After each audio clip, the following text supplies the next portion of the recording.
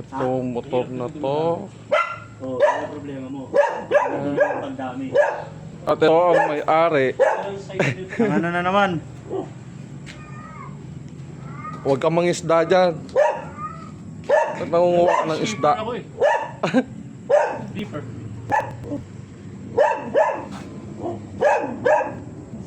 Parang mga toldok lang to ah. Ang ganda na ng mga dito kasi ang ganda ng laki na. Ano isda to, Jay? Ano yun? Ba't may orange doon sa ilalim? Hindi nga yun. Ito yung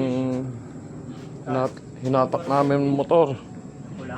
Parang pula. Mula Fairview Terraces hanggang dito sa may Bulacan. Ayos ah. Tayang isda.